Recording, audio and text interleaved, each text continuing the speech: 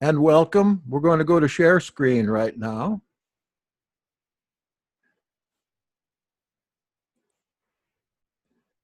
And I've got a little PowerPoint presentation, although it's not really too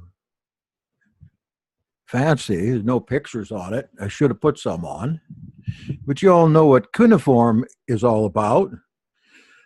And you would just take some clay out of the earth, maybe mix some sand or magnesium with it, and pat it down, mark it with a T. Oh, you can mark it with anything you wanted.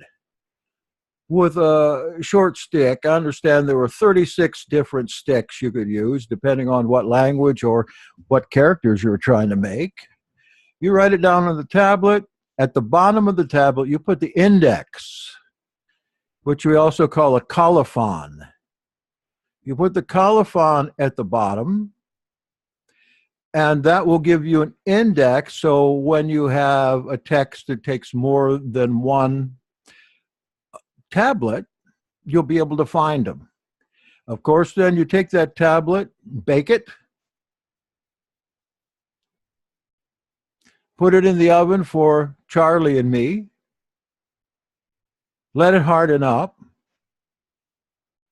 Then you have an enduring record of whatever was written there. And you know that there were, well over 100,000 of these tablets found in various places, including Ebla, Amarna. There's another place too with lots and lots of these tablets. In fact, the Ebla tablets, they date back somewhere around 2500 BC and record events back to 3000 BC. There is a lot of similar material on those tablets as we have in the biblical record.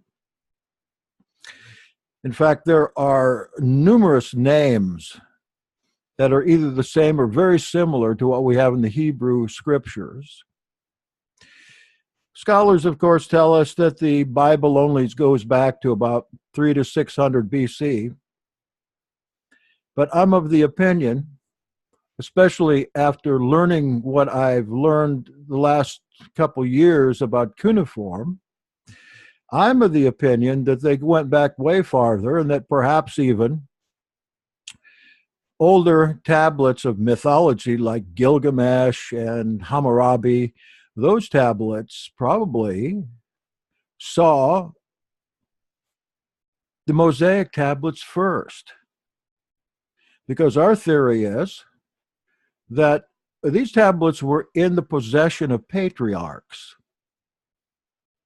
And the patriarchs wrote their history, or I should say the history of their latest ancestor, and passed them on to the next patriarch. In fact, the colophon that we're going to see on most of these tablets, if not all of them, have actually a time stamp and a person's name.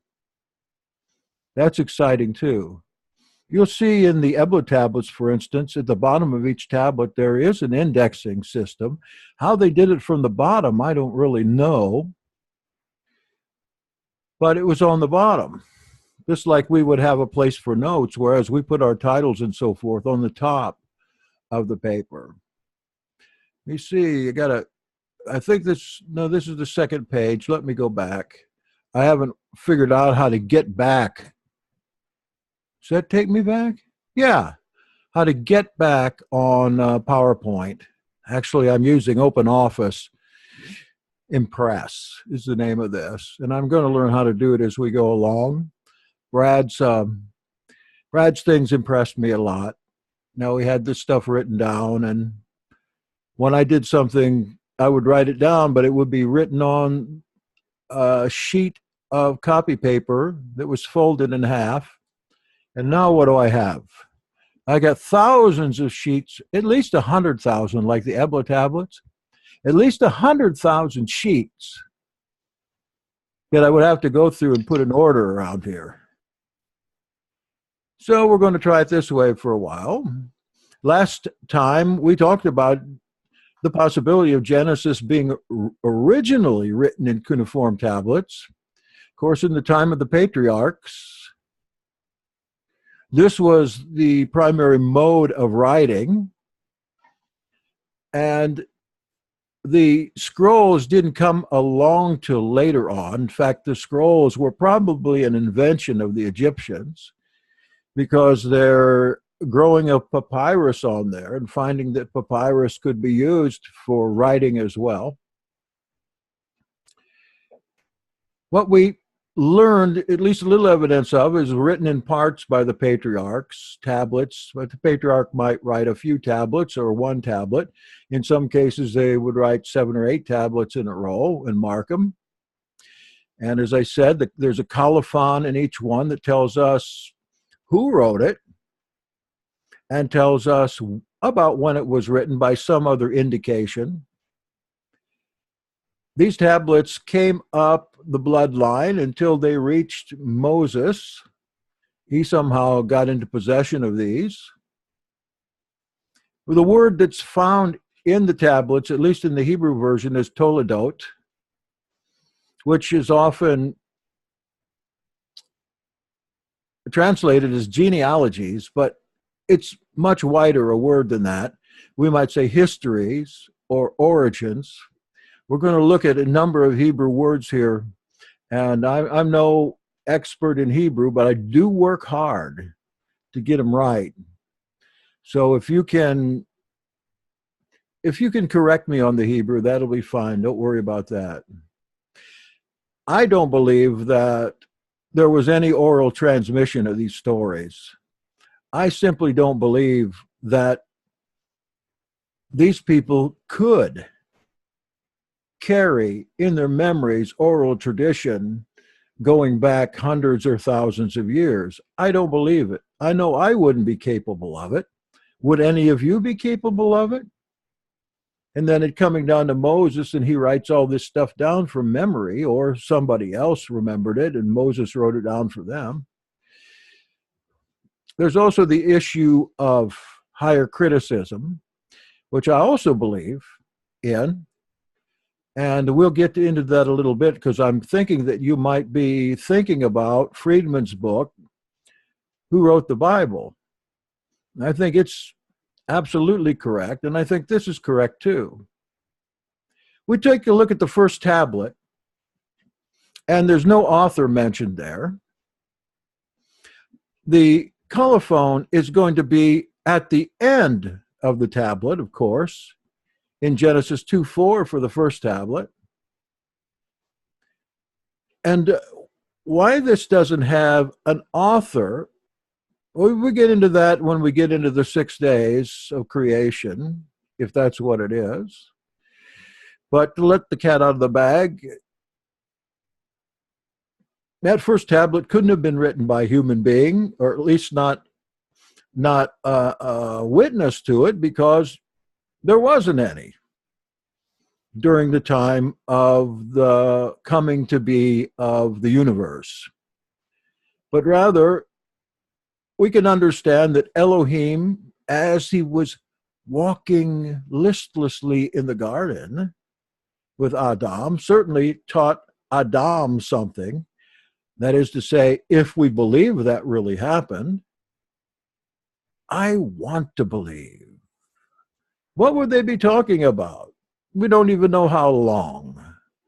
But certainly, in words that he could understand, Elohim was showing or teaching homokailum, simple words, for a mechanism that was way far beyond his ability or even our ability to understand, and certainly couldn't be understood by manufactured people, Homo sapiens. I'm going back to the 2 so-called creations theory, where I believe that in the first creation, that would be Genesis 1 to 2:4, we're talking about a coming to be or a wholesale making. The word there that's used in the Septuagint is epoiesin, which simply means make or manufactured. He manufactured man and woman, anthropoi, and saw that it was good, and he approved of them. But in the second in the second description there, second description of so-called creation, we really have just a man who has been formed, a plasticine, by the hands of not Elohim, but Yahweh, which would certainly imply a much closer personal relationship. And thus, in the milieu of manufactured Homo sapiens, Elohim wipes off a space, puts guards around it, plants a garden, and then he forms, not makes, not manufactures, he forms a being that could see him and that he could walk with and that could be understood by him. That's the word that's used, formed, and then Eve is also formed. Let's leave Lilith out of this for the time being. And surely Elohim gave them a description insofar as they could understand of what had gone on before them. I call Adam Homo Caelum. If you know a little Latin, you'll know that homo means man, and caelum means sky.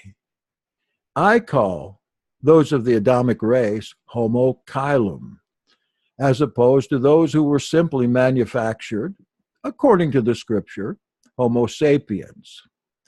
Wise man and sky man. This is one of the reasons that the patriarchs were so indisposed to intermarriage, because they knew this. They wanted to keep that bloodline as clean as possible, even to the point of murdering the wives of those that mingled. So the first ancient writing that I can see, if I want to be completely religious about this, is the first in Adamic history. This was recorded even before the sun and moon were named, and there's some good evidence for this. Let me figure out how to go to the next page. In that ancient literature, Elohim simply says, the greater and lesser lights. What we get from manufactured man is a name for these things that is often used, especially you can see it if you've read the book of Enoch, and that's Shamash and Yirach for moon, Shamash and Yirach. Shamash sun, Yirach moon. Shamash is masculine, Yirach is feminine. In my version of Enoch, we have it that way, that these are understood as not only lights, but also as beings.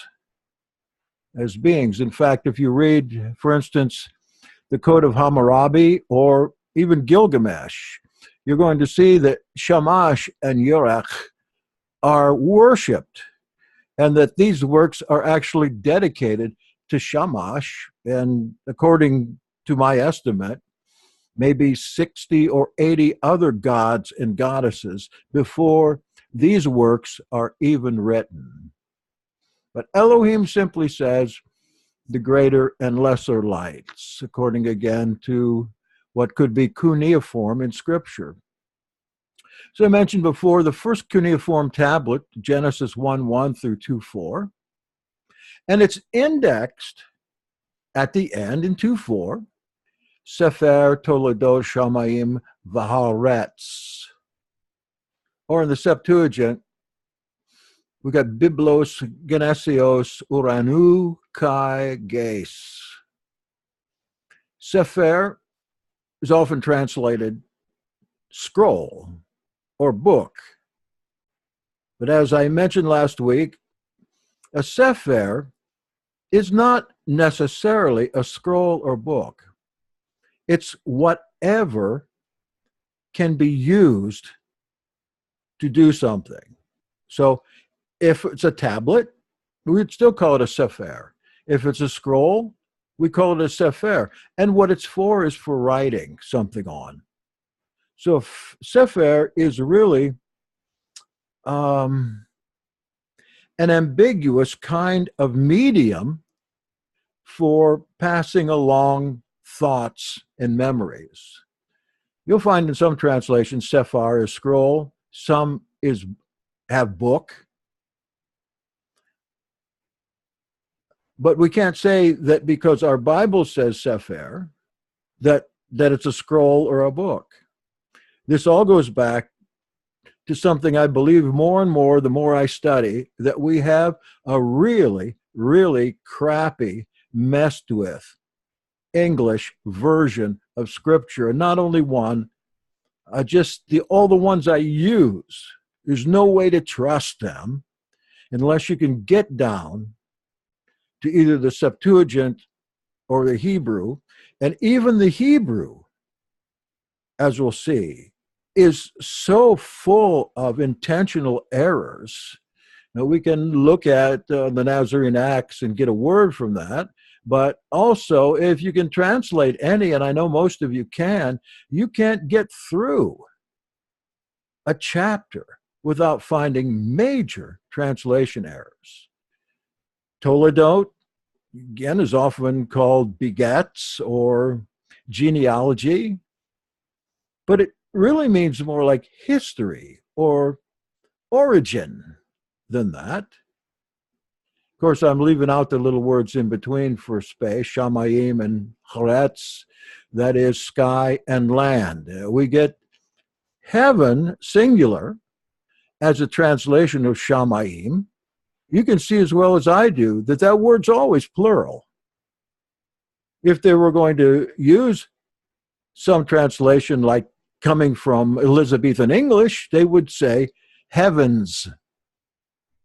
But for our purpose of a true translation, in English we would say skies and land. Haaretz being translated as world or earth. The only kind of earth that word translates is like what you would pick up in your hand if you were planting daisies. Generally, it means haaretz. It means land. And it's used quite often to speak of the greater land of Israel from the Nile to the Euphrates. We read in Revelation where the word Gase, you can see Gase right here, Revelation supposedly being penned in Greek, as being translated as earth. However, since we know a lot of the interpretation of the book, it's talking about the land from the Nile to the Euphrates, and surely we can see that even the Euphrates is mentioned in the book of Revelation. So if we can transpose our own thinking from earth to land, we'll get a much better picture, not only what happens with Israel in the past, present, and future, but also what's not happening in this world, unless we want to interpret these prophecies and apocalypses as being for today. Colophon means final touch, and we understand it in our vernacular as an index. But they still use that word colophon in literature.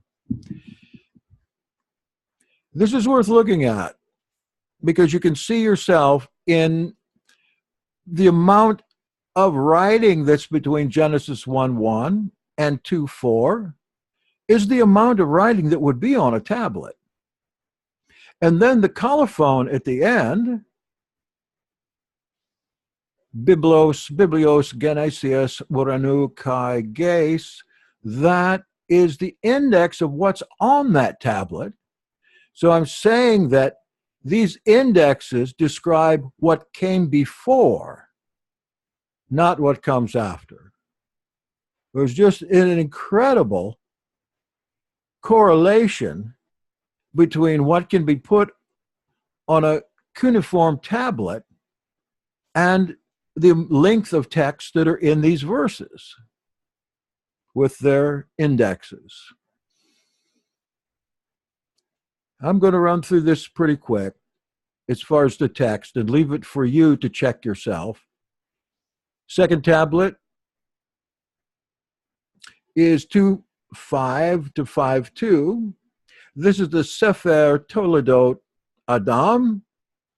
That is, well, we'll say the tablet of the origins of Adam. And in those verses, of course, the second creation story plus the story of Adam. The colophon or index is telling us exactly what's on these last nearly 3 chapters. The third tablet is the Toledot Noach from 5:3 to 6:9. It's got the story of where Noah came from, and it has a little about his progeny as well. And when that story is done, we have Toledot Noach. The fourth tablet is 6:9 to 10:1. This is the Toledot Benim Noach. Benim means the son of or progeny of Noah. The history of the progeny of Noah is found in 6:9 to 10:1, and also the 2 accounts of the flood. There are at least 2 accounts that are rolled into one. This is important for a couple of reasons. First of all, we have 2 separate stories that you can take apart. We've done this at our boot camp at least once. We take the story of Noah apart and put it into 2 different stories, because what's in the story of the flood is irreconcilable without all kinds of machinations. This can't be one story. One that says 40 days, one that says 150 days, etc., etc. Now, you can explain the 2 stories away, but once you separate them and put the 2 into one, you'll be able to see very easily both are very clear, very well-defined stories of themselves. Why this is important is because it's evidence that there is a final redactor here. That is to say, that the tablet or text got into somebody else's hands, at least through Genesis, and that somebody whom we would consider through tradition to be Moses, put them together. Or maybe one of the Masoretes put them together. We don't know who, but we have the same thing in the story of the creation, 2 stories. In Noah's Ark, 2 stories. In the Tower of Babel, we've got 2 or 3 stories there. And on with several other of these myths, legends, or histories that we have in the book of Genesis and on through. 5th tablet is 10:1 to 11:9, the Toledot Shem. Again, in chapter 10, in the first 9 of 11, we've got the story of Shem there. 6th tablet, 11:10 through 27. That's the Toledot Terah. You'll find at the end of that Terah is named, just as Shem has been, and Noach in the colophon. Their names are in there. And if you read carefully, you'll find that what came before, rather than what came after, is the explanation or the history of the person named or the situation named. The 7th tablet is a tablet of tablets. It's an array of tablets, and it goes on quite some time, 11:27 to 25:12. And there at the end, it tells us it's the Toledot Avraham. In the course of that array, we have the Sodom and Gomorrah story, just as though it were told by Abraham to Yitzchak. It's obviously something that was told or read that Yitzchak, Isaac, could take up his Toledot afterwards on the same tablets. I explained a lot of this already last week, and so I'm not taking time to explain what's in the tablets so much, but I have them sectioned off so you can look for yourself. There's a postscript. I wonder if I don't know how to go back. Does anybody know how to go back? Alt arrow. Now you've really learned something. Aha. Ooh. No, I'm not there yet. I'm going the wrong way, my friends. Okay. Okay. There's a postscript here to that tablet. It's 25:13 through 19. It's a tablet of Yitzhak and Ishmael, Isaac and Ishmael. In all these Toledot, that's plural, in all these colophons or indexes, we find when there are multiple people spoken of, that through the text that they describe, they're always put in the oldest first. So actually, in the postscript itself, I got these backwards. There's Ishmael first and Yitzchak, and there's Jacob and Esau and Jacob. I got to see some chats.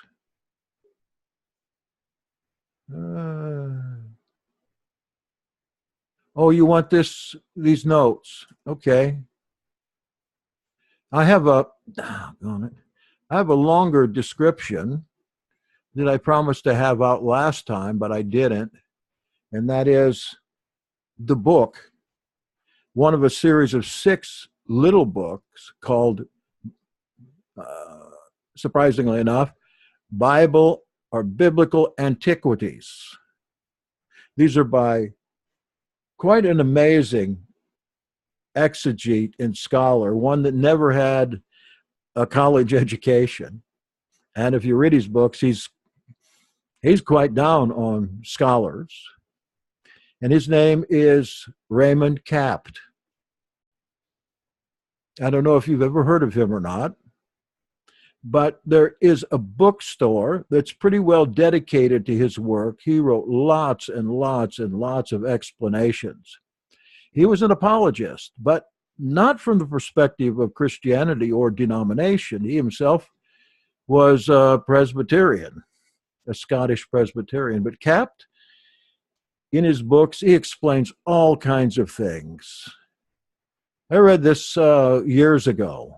We have it in the library here. And as I said before, I'll make his full explanation known to you. If you would like a copy of the book, I'll put it up on a link someplace if somebody will remind me. So we have another tablet or array of tablets from 25 through 36. Esau and Yaakov. That's long, and within that particular series, there are a number of other tablets in there that you can find for yourself. In the final series, 36, 2 to 50, we switch over to what appears to be a different language altogether. Because as we saw in the first tablet, and through the second tablet, we saw a completely simplified, generic kind of writing, not having Egyptian words, not having Babylonian words. It's just strictly Hebrew, strictly. Then we go into lots of Babylonian words.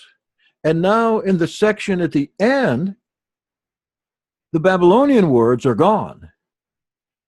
And Egyptian words and references to Egyptian life pop up. And the writings have passed from pure language through the Babylonian, now back to Egyptian. And probably when we get to 2519 or 18, that's the end of the colophons. We see a switch over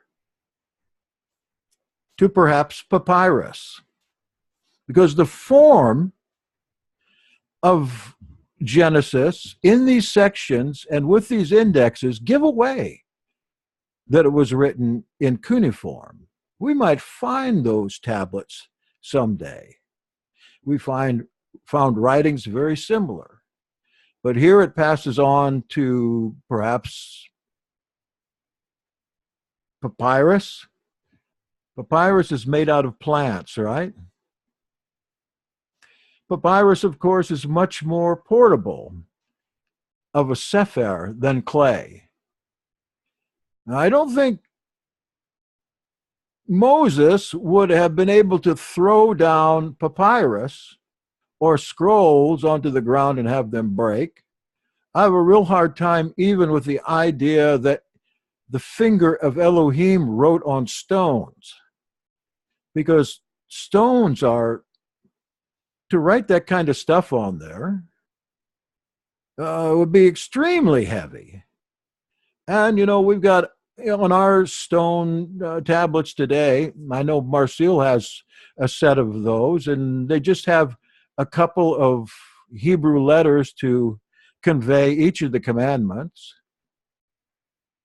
So if the full commandments were written like they are in Exodus chapter 20, those stones would be impossible, except maybe for a man who shined like the sun, to bring down himself, and they probably wouldn't shatter when they were thrown down. But clay stone certainly would. And clay writings were also able to be hardened by the sun. They just had to be left out longer rather than a baking kiln. So here at the end, we go to a different type. So I leave that to you to study out yourself, and I hope you will, and then we can discuss it a little bit. Such an idea as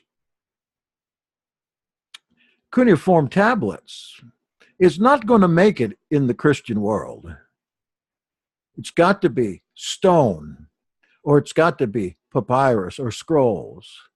Honestly, when you read the accounts of things being written down, that you only find this common word sefer, which, as I said, refers to the media or medium where things are conveyed upon, writing, for instance. Now let's go back to the six-day creation.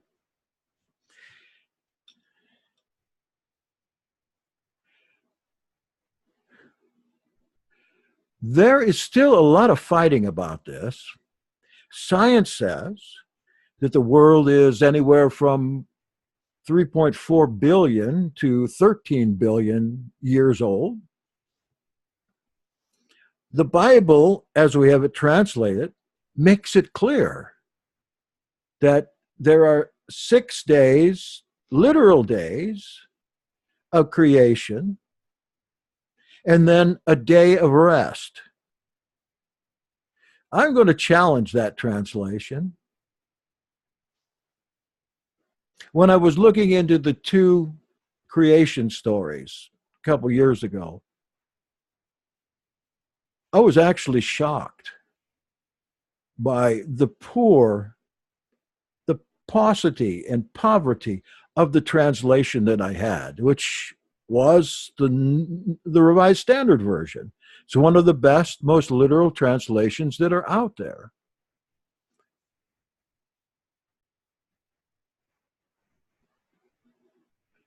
Yes, the Jewish understanding of time and creation agrees. Well, I'm getting there. And yes, my point is that it does and always has. But if we had a better Bible, we would have a much better Elohim. The word asa, that's translated creation or created,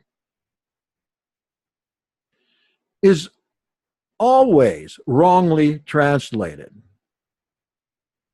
I want to take it out entirely. If we take the word made or created out of the Genesis 1 story, we're going to get something that is subtly but importantly different. We would know that Elohim did something for 6 days. Our translation says created or made. I might say John chapter 1, the prologue there about the Logos, it makes the same mistake unless you read my translation of the Sinaiticus. H.T. Anderson was correct in his translations. No wonder he got the left foot of fellowship from the Church of Christ. We would know that Elohim did something for 6 days, but we wouldn't know what. Again, that asa is translated created or made. If Shabbat, actually in the text in Hebrew, it's Shabbat. Yes, I've been digging into Hebrew today, and it wasn't fun. We would know if it meant something other than rested, or if Shabbat was absent. We'd know that Elohim did something, then he did something else. What would that be? Yeah, I'm looking at the chat here.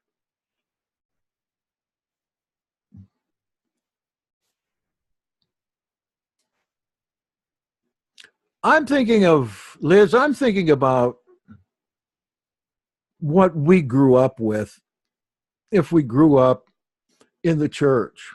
Yes, Jewish understanding is quite a bit different than Christian understanding. Yeah. There's nothing wrong with the Septuagint. There's something very wrong with the translations. I'm a translator. I've translated lots of texts in both Greek, Aramaic, in Ge'ez. Sometimes I sure wonder where Daniel de Cossan gets his translation of the Ge'ez in his Enoch version. I'm not going to criticize it. The guy works hard. I don't know if you've ever read it, but you'll find some things in his translation that are great discoveries. I don't mean to get over to this, but you might remember when we formed the Yahad as a church, that Daniel de Cossan was there doing wonderful presentations about translating the Ge'ez. And he came up with some things that some of our jaws dropped. I'm hoping he's right, or that he's using a different text, because so many mysteries are taken care of in his translation. Do you have one? Often I write to him and ask him for a new, how far he's got. He's working through it again here. And that would be worth looking at, especially some chapters. It's something I'd like to do. He was challenged a lot in that meeting in January. Was it 2016? But his presentation was so great. I wish we could get him to come back, and his wife. Does anybody remember what his wife's name is? Governor, I'll bet you do. I think Molly. Molly? I believe so. All Molly right. or Somebody, Molly or Martha, but I think Molly is the vote, gets the vote.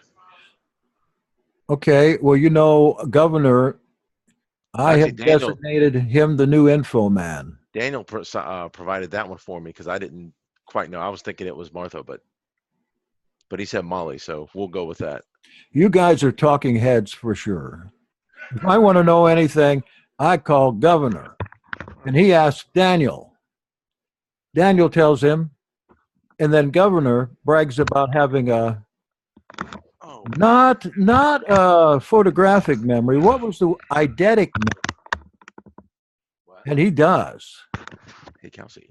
I was thinking of maybe, Gov, if we could put you on the phone, and then if people from all over could call you just to find out things, that would be fun. We Nah, could because set up. there's bound to be something I don't know. So yeah, I'd have to get paid for that. Well, you always come up with an answer. Maybe we could work on that. You know, you could be open. We could pay you $10 an hour. You could be open 1 hour a day. Yeah, Oh, that's true. yeah. We'll think about that. We'll take a vote on it in the next executive council. Asa, Shabbat.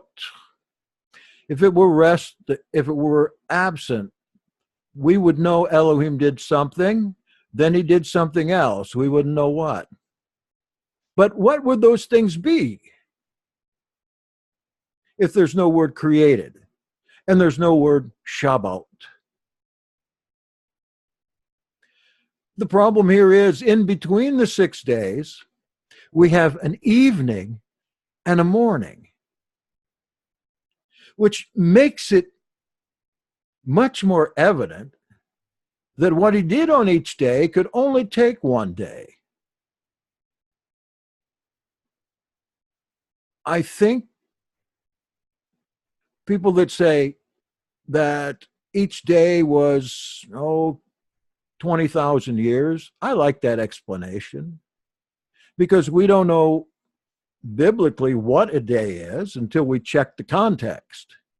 A day is as 1,000 years. So that's at least twice in the scripture. Days have stood in for generations. Days in the apocalyptic literature, 1 day equals a year. We can take the word day and using proof texting in the Bible, we can make it out to be anything we want. Some get to the point where they say, yes, but we use 365-day years when they use 360-day years back there. And then they'll calculate some prophecy out of days in the apocalypticis or in the prophets, and they will come up with some date, and then they'll do it with 365 and come up with the date they're looking for. I read an explanation once of one fellow that tried to interpret prophecy that said, we've been wrong on this all along because we've been using the 365-day year. So if it happens, whatever the prophecy is about, if it happens before 30 or 31 AD, then we calculate the days as years as 360 days. But if it happens after 31 AD, let's calculate the years 365 days a year. And then if we do it that way, we come up exactly with the date I'm predicting. Days are amorphous. Is that a word? But in this particular case, we have a literal meaning. Remember, this explanation, as I hypothesized, is happening with Elohim in the garden with Adam. Nothing there is too hard to understand or even believe. So why would he, that is Elohim speaking to Adam, why would he go into prophetic days? A day is 1,000 years. Why would he do that if he was trying to be very simple and direct? Oh, this is literal 6 days, I believe, because of this divider. There was evening and morning. He's trying to make it clear to other generations much later on that these are literal days. So whatever Elohim did, that is, whatever asa really means, could only take one day.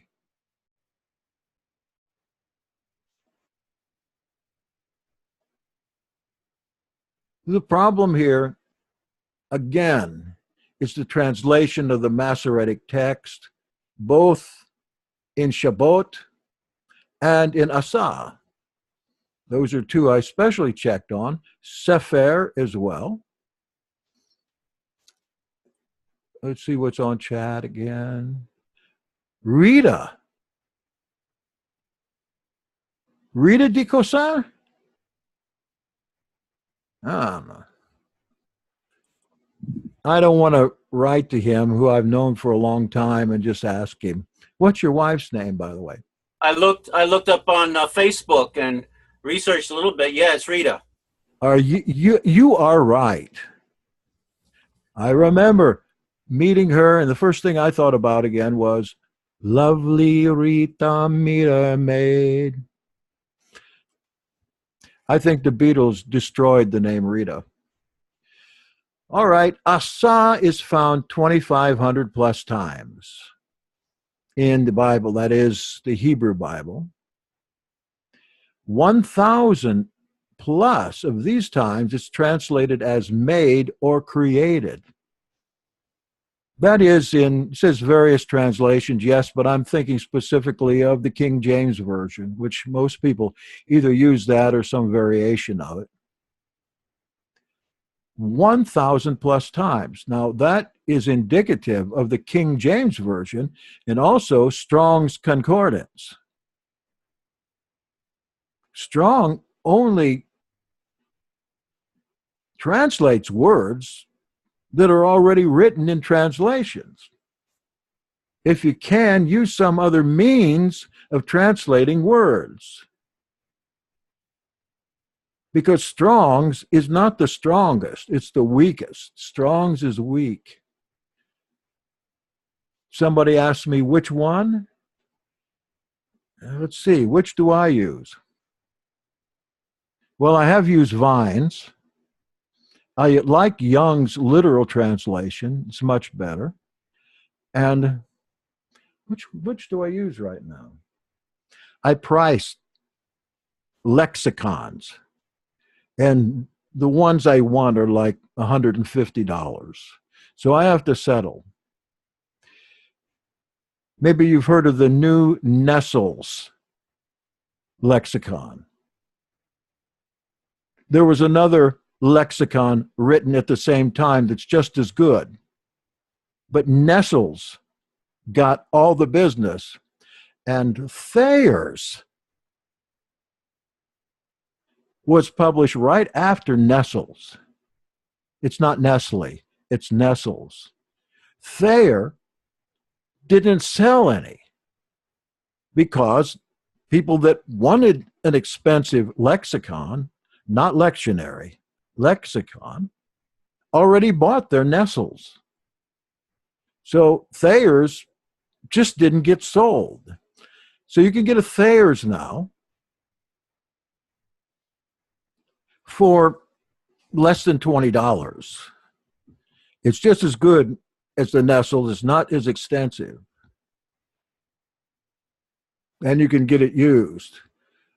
If you do translations for lessons like this, don't ever use Strong's. At least don't tell anybody. Because those in the know about lexicons will laugh at you behind your back. Get a Thayer's. Notice sometimes, I hate to get off on this topic, but notice something in Strong's, that they'll have a word like asa,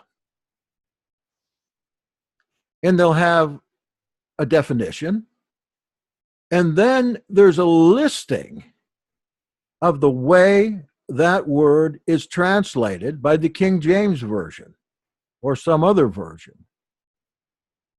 You don't define a word by what somebody interprets a word. A good lexicon is going to be an expert in the language that puts down exactly what the word means, despite what the translator writes. Strong's probably got 1,000 plus other meanings for asa. There is a Bible out now that translates every word the same way throughout the entire thing. We have one of these in the library. It's a sight to see. If you're used to your Bible version, to go and see a literal translation of every word, and that word translated only one way throughout, it allows you to interpret instead of someone else. Yes, the mechanical translation, absolutely. Yes, that's right, Liz. They have different, like for instance, create is bara. They're not interchangeable. The better translation of asa, that bears on what I'm talking about, it simply means do or did. It's not a noun, or it's not a verbal form that acts like a noun. Do, did, done. It makes no distinction about what is done. And of course, if you look in your Strongs, you're going to see that asa has 8,000 different meanings, including to shave a beard, to dress a calf. The Hebrew, I think I missed a slide there. Let me see. I must have missed one.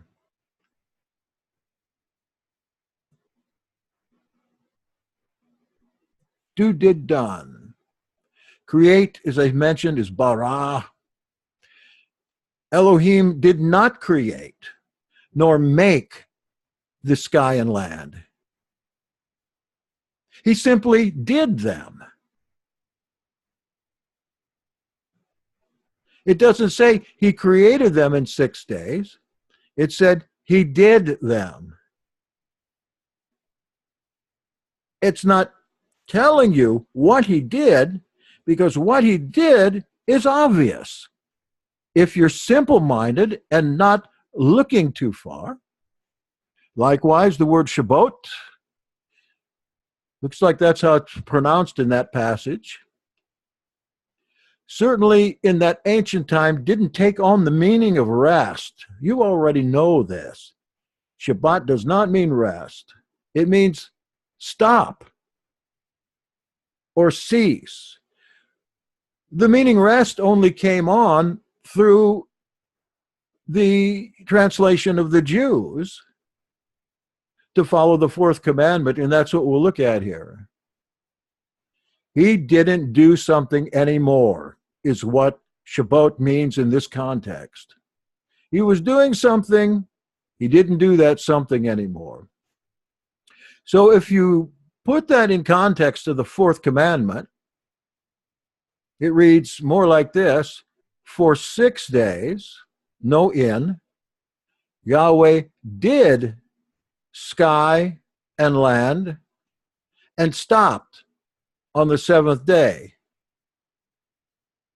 In the Hebrew version, it's got sky, land, and sea, I believe.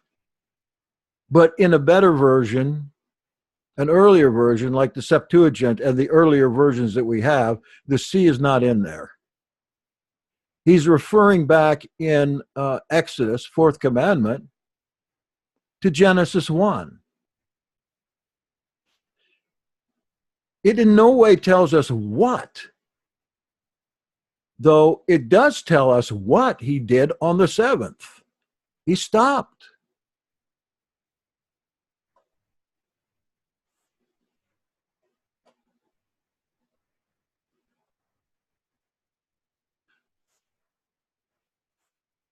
This chat's just not coming up.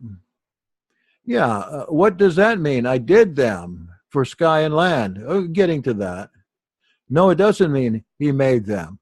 If he's making something, wouldn't he use a word that means make? Or wouldn't he say a word that means create? It's the same thing for Genesis 1 and Genesis 2.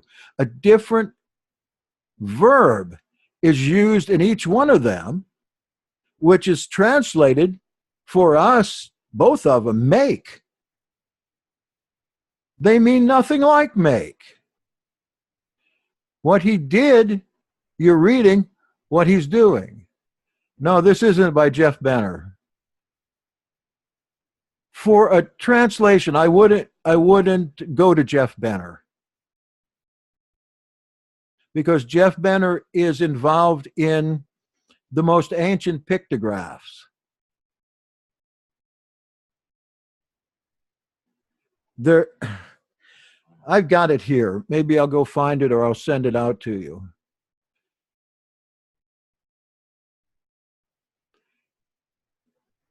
There's only one logical thing that he could have been doing. If Elohim wasn't creating those 6 days before he stopped, what was he doing? He was doing just what he says in chapter 2. What he was doing was interacting with the man. He could only do that during the day because it specifically says that these days were night and day. And why would he even be doing that in chapter 1 of Genesis if there was no one to tell it to? And we also might add that every other of the cuneiform tablets has a colophon that actually has who wrote the thing or who took up the tablets. The first 2 chapters don't. What does that mean? That means that he's relating to the man in the garden. That is what's left out. That's what he's doing. And after 6 days, he stopped. 6 days was Elohim occupied in explaining to the man the story, what we call creation. It's important that we just don't pop words in because that's our tradition or somebody told us to. That's one of the reasons that the Ahad was formed in the first place, to try to give us a more sure word.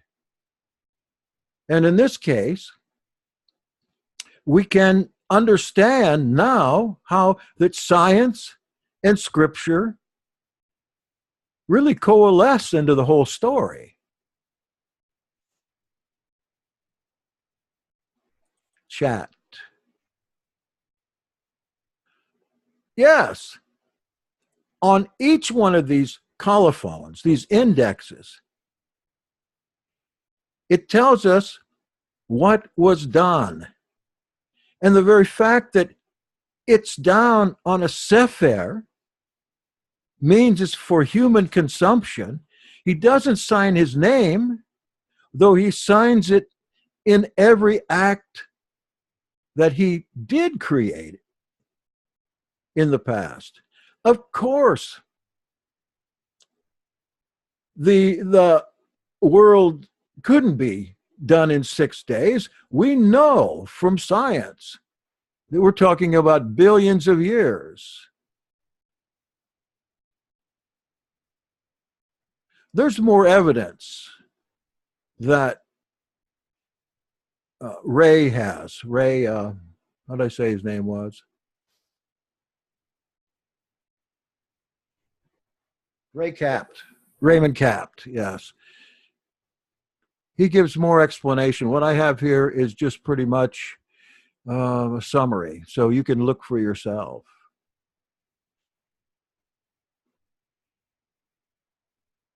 Science and scripture, they're both right. And I think that's the way he made it to be. Could anybody understand at that time that to develop the world and to bring forth, not create, not create. For things to come to be. That's the correct word. We see it in the Septuagint and in the New Testament Greek. The word's not made there either, though it's translated that way. It should be come to be. Genesis. Genesios. Even the Hebrew doesn't speak of things being made by the hand of God. Things come to be through his will or through his spoken word, so says John chapter 1. They come to be. That makes a lot more sense. But the translation that he made has led to Gnostic interpretations that, in fact, since I'm on schedule here, I'm going to play you a Gnostic interpretation of making. This is important.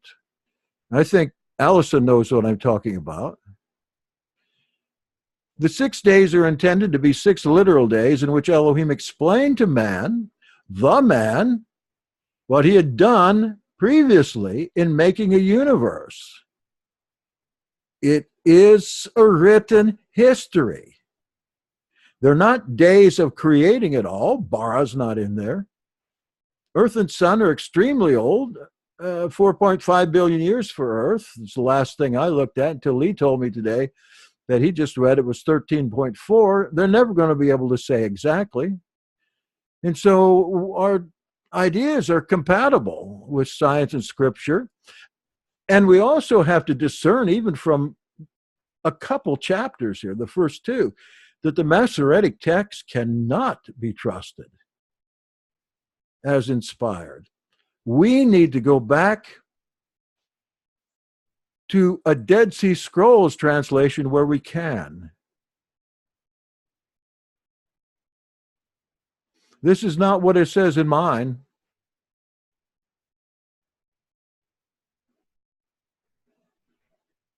In my study materials, it has Asai in there.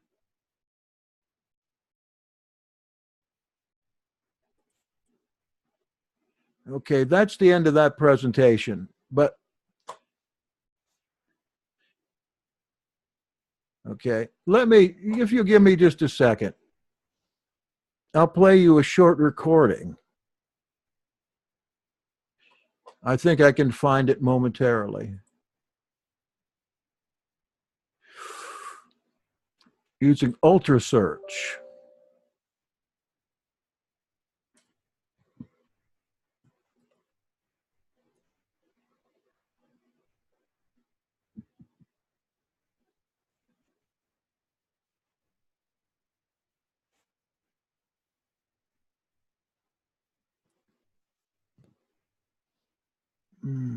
I hope I can.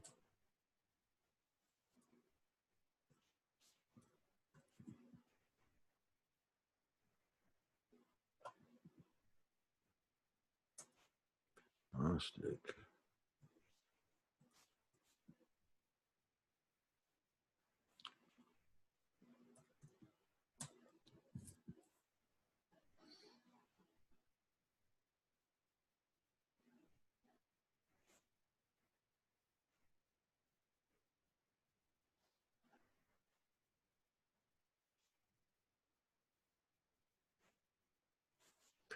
This is worth listening to if I can find it.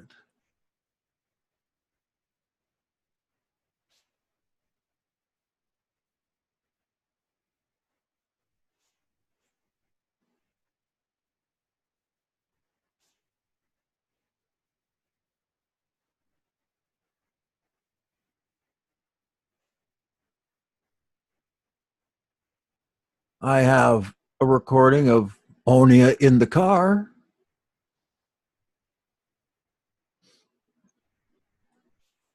Let's see. This was the Acts of John, maybe? Who knows their Apocrypha?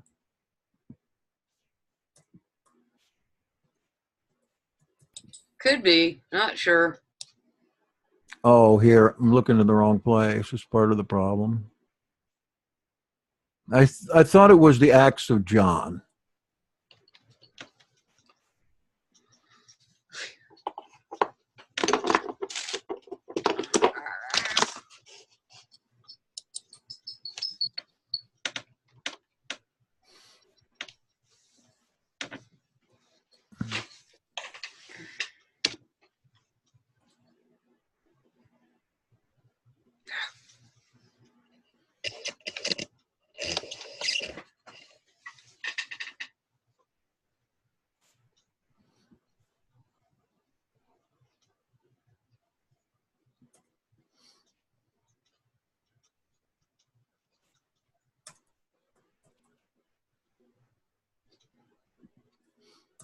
It's not coming up in my index.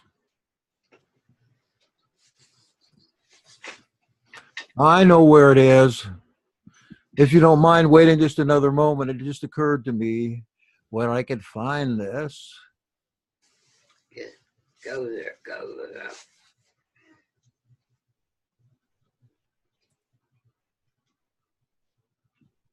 I have to wade through the grass of jspresents.org. I did a show a couple years ago on Genesis. And that's where it is.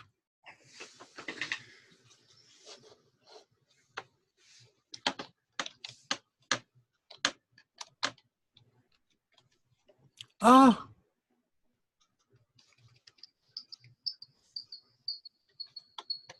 Have you had troubles with your browsers? I mean, what happens on my browsers is for no reason at all, constantly, the browser is going back a page.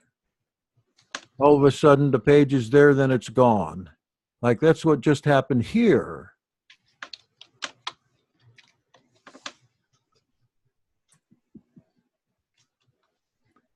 And it just disappeared.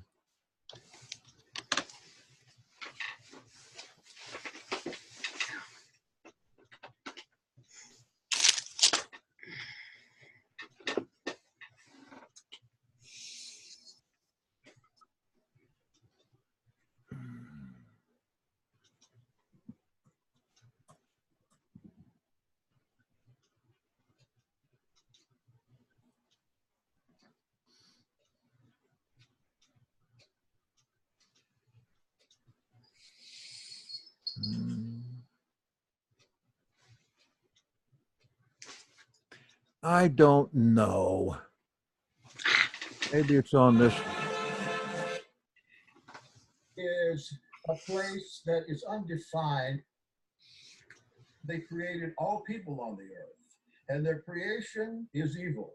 Everything on the earth that you see, can you hear that? Deeds, even good things, they're all tainted with evil because the evil demiurge created. Maybe this is it.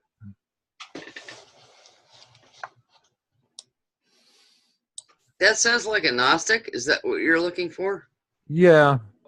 I Right. had this thing by itself, but I wasn't prepared to find it. And you know, going out there, you wait for the rest of your life trying to find it. It all with the help of his archons. Apocryphon of John, the creation of a man. Here it is. And they created by means of their respective powers in correspondence with the characteristics which were given. And each authority supplied a characteristic in the form of the image, which they had seen, and in its natural form. He created a being, according to the likeness of the first, perfect man.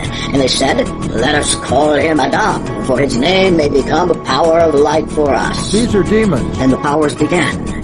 The first one, goodness, created a bone soul. And the second, foreknowledge, created a sinew soul. And the third, divinity, created a flesh soul. And the fourth, the lordship, created a marrow soul. And the fifth, kingdom, created a blood soul. And the sixth, envy, created a skin soul. And the seventh, understanding, created a hair soul. And the multitude of the angels attended him, and they received from the powers the seven substances of the natural form, in order to create the proportions of the limbs, and the proportion of the rump, and the proper working together of each of the parts. The first one began to create the head, and Teraphelpe, Abron, created his head. Metagastroath created the brain.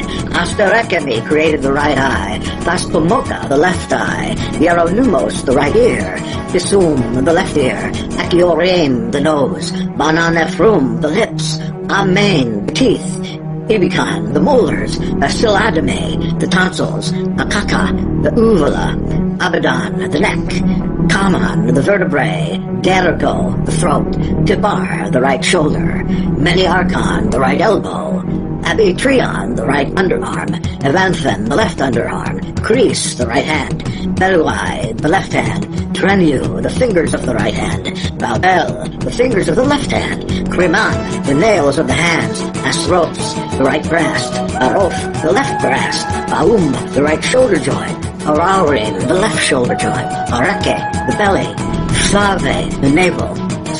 What happened was Yaldabaoth gets the archons together, they're all evil, and decides to create humanity. And he sets up an assembly line. What's the name of that text? The Secret Book of James?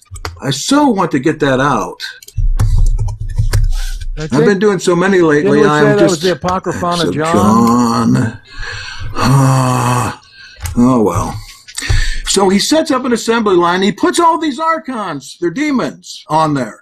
And each of these archons is given the assignment to make one piece of a human. Like one archon makes the fingernail. One archon makes an eyelid. One archon makes a toe.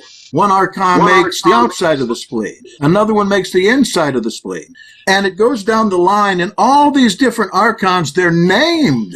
And what they make is named. That's why I want to find it, because they're all named, and they're all fixing one little thing or the other, and why can't I think of what that is? Because I can't remember anything. Oh, well, I have to leave it by now, or I'll get obsessed with the idea. So creation is made that way, and it's awful. It's evil. All right. So the people on the earth are pretty much unaware of what's going on in the spheres, in the realms of heaven here. But once in a while, there comes a person along that becomes aware somehow. Now, I forgot one other thing.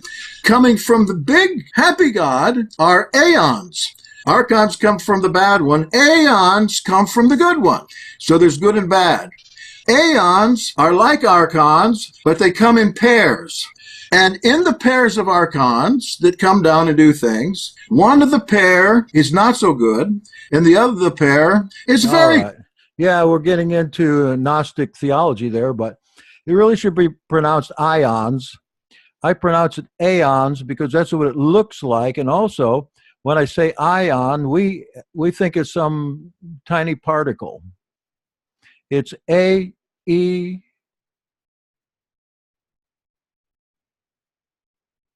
A-E-O-N? Yeah, I think that's right. The idea of making.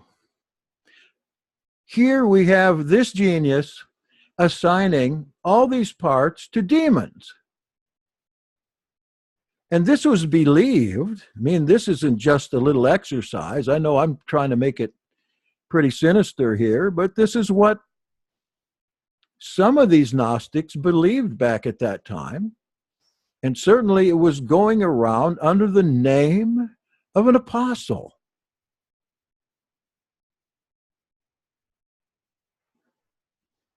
And I just figured as I was sitting here that maybe the same kind of translation made this, made that, when it doesn't say that. Probably prompted this guy to think.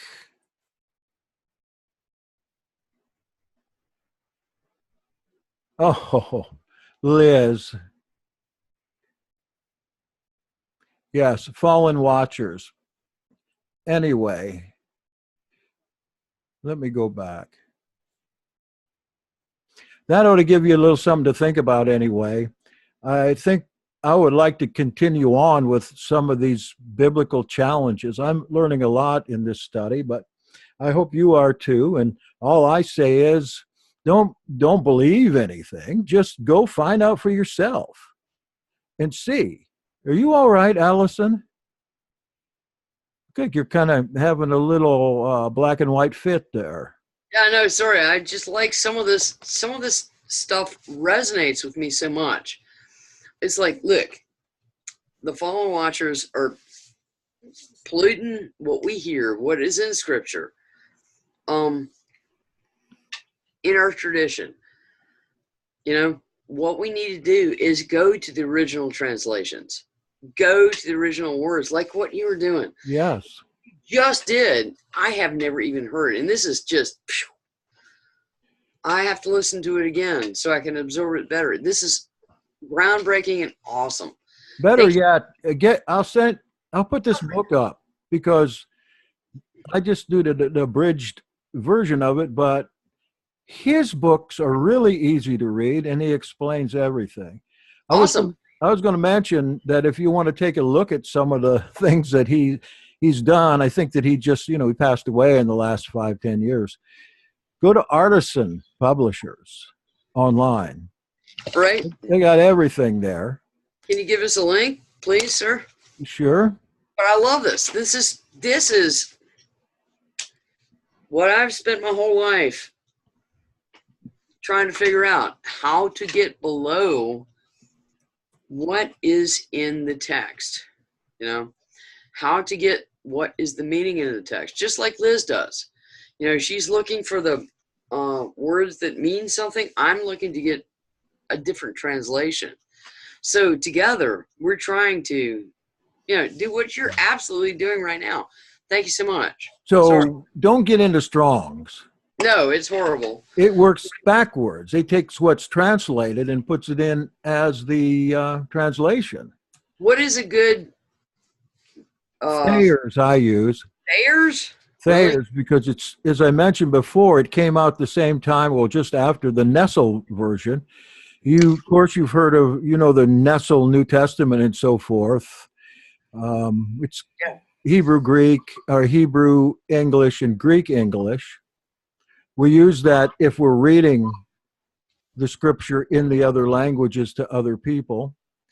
But Nestle came out and was bought up, and then Thayer came out right after it. And people evidently already had the Nestle. They were waiting for it.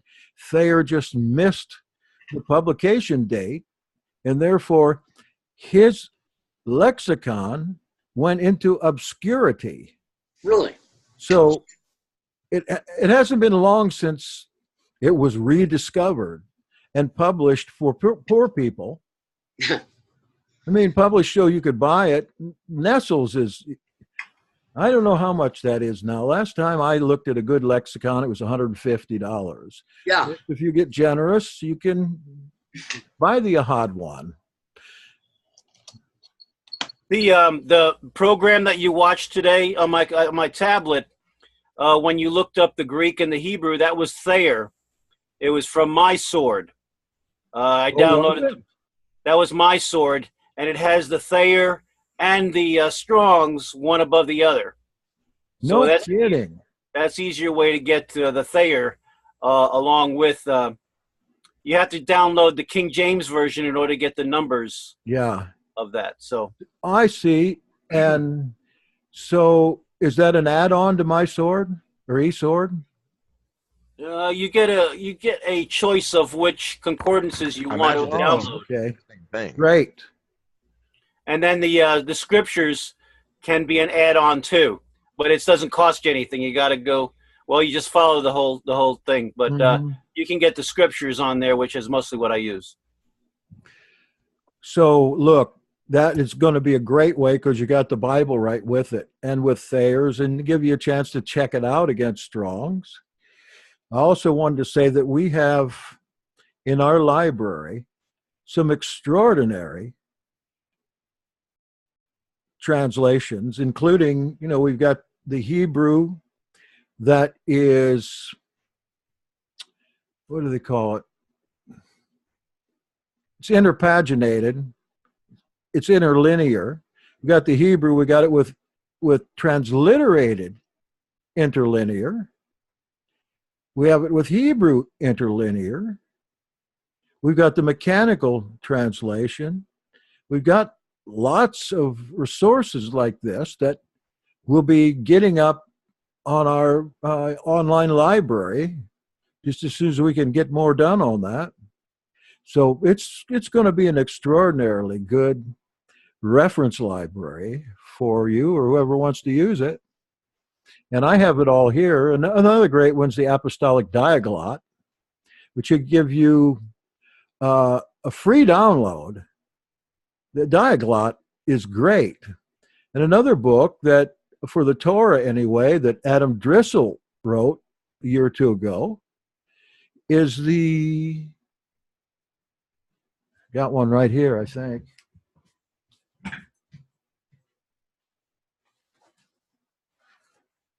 Oh, it's out here.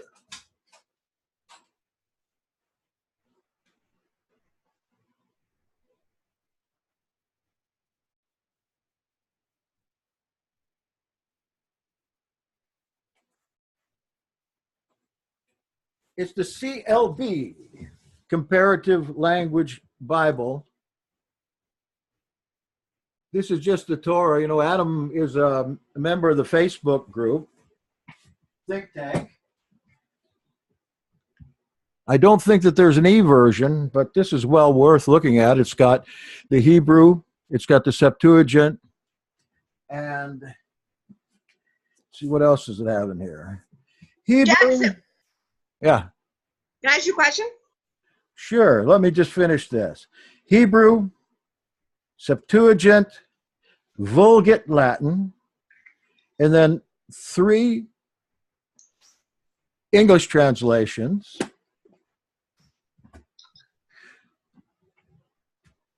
So it's all there, at least for the Torah. I don't know, Marcel, you might know whether he ever did any more on that, but the Torah. He's the guy that did the Revelation book, the Mysteries History. Okay, I'm sorry, Liz. I'm sorry, I'm eating popcorn. Hey, do you have a there with a Septuagint Hebrew translation? Have a what? Like a parallel, like a Hebrew, like the Septuagint with the Hebrew next to it? Like a Yeah, this one does.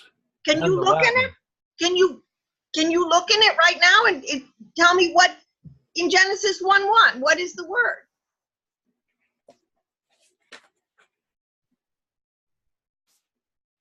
Let me take a look.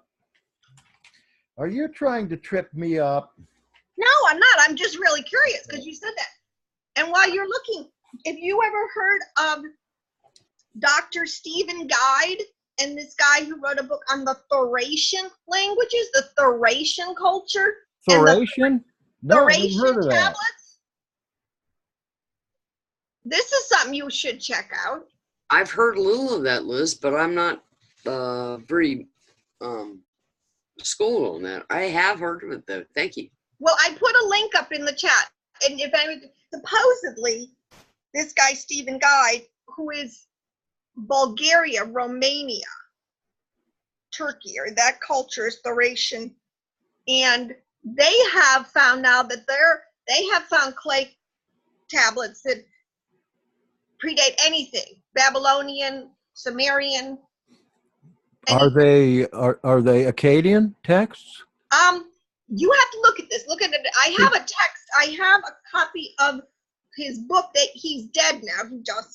But he did get a book out where he talks about all this. And the Thracian Chronicles, they have been deciphering them. And they say it's Thracian? older. No, I never even heard of that. Can you write down how you spell that? I put the link to an article in the chat here. Okay, great. And if you grab it, and then, because it's pretty interesting too, because they say these are older than all of the Sumerian, Babylonian, or whatever. Okay.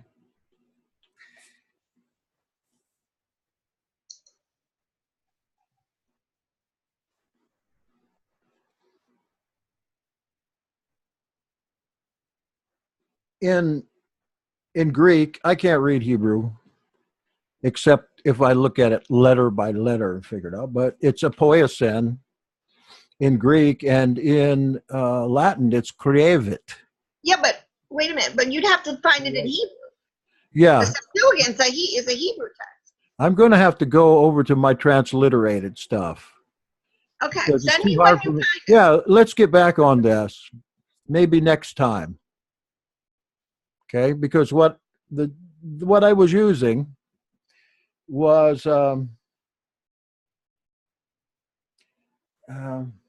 Capt's translation, which I checked with my own Bible stuff here, especially looking at the fourth commandment, Exodus 20. But let's get back on this, and you're saying that you have a different word there. You don't have a saw there. No, every translation on anything, it's always bara. In Genesis 1:1, it's everything has always been bara. So I'm just saying that. Yeah, I need to look at that. I think I can read it on my little bit of Hebrew studies, and in this comparative language Bible, it says bara. Okay. Well, But there are other verses that say asa. yes. I can't If you're come looking up at with- Genesis 1:1, that's the only thing I'm looking at. Okay. Right. What's that, Governor?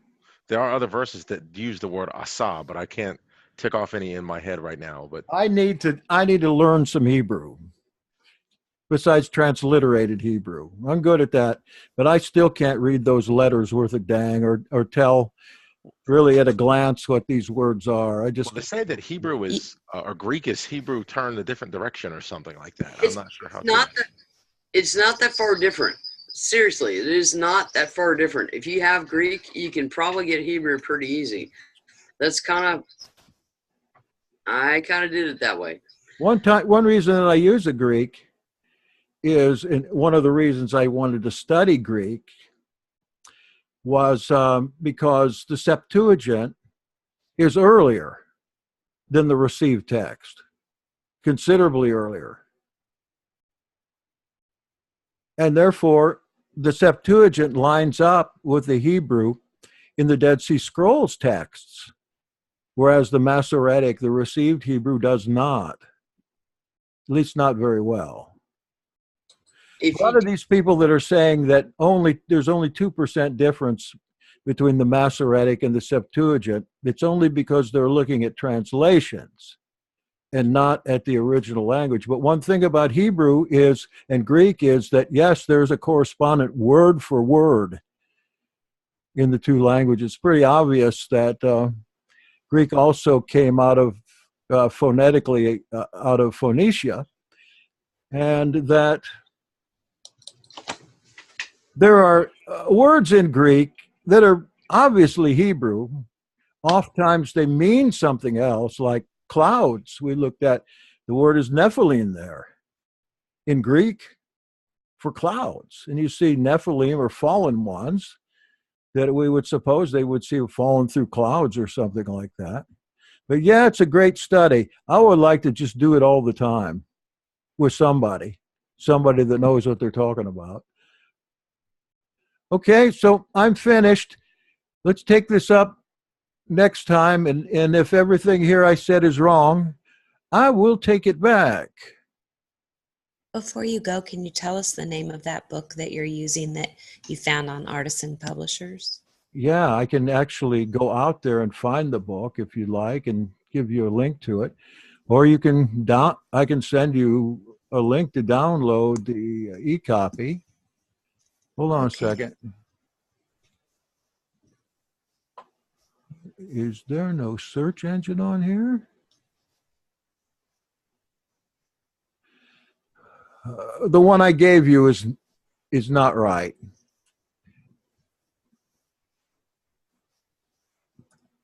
I'll find a better one.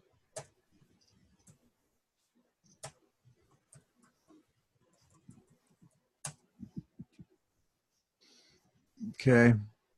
I see his stuff's on Amazon, but here's Artisan. Artisan has everything he ever wrote, and some of the obscure stuff that he has, you might be interested in looking into.